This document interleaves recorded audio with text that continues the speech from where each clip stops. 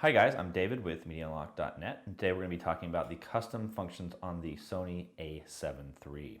You have two up top, and then you have the C3 and then the C4, which is your delete button down here. As well, you also have custom pre-settings that you can do. Instead of you wanting to shoot manual on your dial, you can actually preset all your functions on a dial for 1 and 2. We're going to talk about that in another video, as I'm going to do a series of short, fast, helpful videos on how to play around with your menu system for your Sony A7 III. So let's dive right into it. We can hit our menu right here, and then once we've hit our menu, we'll go all the way up here to the, and let's get all the way up to the top. We'll go to the purple camera here, and then we'll go to number 9, or actually 8, sorry. And once we're in 8, you can set up your custom keys. So this one is a photography, this is for video settings, and then this is for playback settings. So what we'll do is we'll hit the photography one and go right into it. And I've already preset some stuff here on the wheel.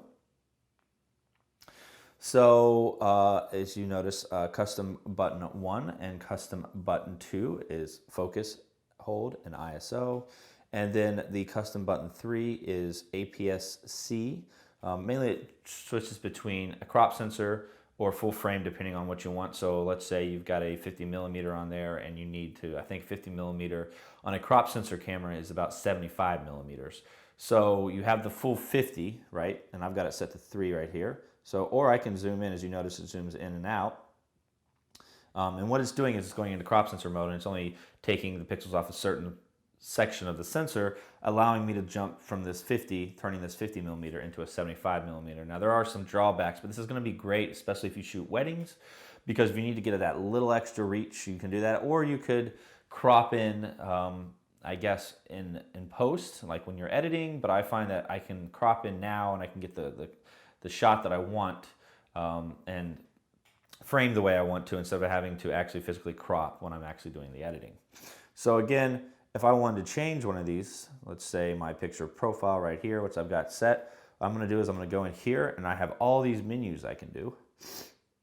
And let's just say I wanted to do ISO on that C4 down here. So I'm going to pick that, and I'm just going to tap the button up here at the top, and now I'm going to hit C4, and now I can mess around with my ISO. And I have full control over the ISO, which is fantastic. Again, if I want to switch it back to something else, we can go in here and we can put it back on picture profile. And now that's been set. So you get 4 of these buttons. Again, you have 2 up top and 2 on the back. C1 and C2 are on top, and then C3 and C4 are on the back. Now you do have some other functions that you can do here too. So we can go over to the side. You have functions on how you want to set your wheel up right here. I've already preset my wheel for like what works for me. These are my wedding settings, plus I have some more settings set up on my actual custom function on the wheel. Now you have 2 of those, one for video, one for photography is the way I've set mine up. We'll go over that actually another day.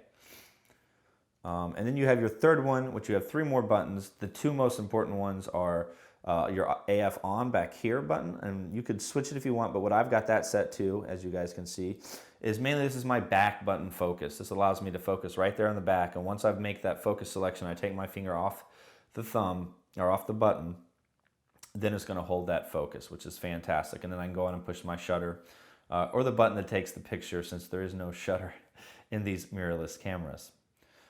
And then the AEL, what I've done is I've switched that to eye autofocus, which is great when I'm shooting weddings because I really want to focus on the subject's eye. Again, the eye is one of the most important parts when shooting a person because it draws you to them. So if the eye is tack sharp, then you can kind of get away with other parts, other things not being as sharp. Getting that eye sharp really brings the individual into the picture when you're looking at it. So when you're shooting a wedding, maybe an animal or a person, a subject, doing the eye as your focus point is very important. So again, I have that as right here, so I can be able to get focus, or I can just go straight to the eye focus depending on what I'm shooting. So I have that option. Anyways, these custom functions are extremely simple to do. And I think it's very important as a Sony shooter, because the menu systems are so daunting, they are so confusing, is to take some time. and figure out what functions work best for you. Here's some of the video functions. I don't have any of them set up for my custom function 1 on my dial, so I don't really care because I'm not shooting video while I'm on my custom function 1 on my dial, which again we'll talk in maybe next week's video, as I'm going to do a series of these menus, kind of breaking these down and showing you some of my settings. But if we go back to custom key right here, so you can click on it and then you can kind of rotate through and see what works best for you, and build those custom functions up. You have quite a few of them, and they're very, very, very helpful, especially once you get the hang of them. You remember what everything does. You're just able to breeze through, ISO here, focus mode here, and I've got my crop sensor mode here, and then I can switch my picture profile here, depending on what I need. And I find it to be extremely helpful, especially when I'm shooting a wedding and I need to be very quick in making a decision, making a change. The other really nice thing is you got the dial here if you need to set your focus modes. So figure out what you want to focus on and then focus away. Anyways, guys, hopefully this was helpful. If you've got any questions or anything, just leave a comment down below or send us an email at mediaunlocked101@gmail.com. And we'll catch you next time.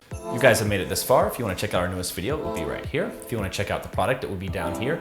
If you do happen to click on it and purchase it, it does give us a little bit of commission, and that helps Media Unlocked keep making these videos. And of course, guys, right down below, go and leave a comment, hit that subscribe button, follow along. We'll catch you next time.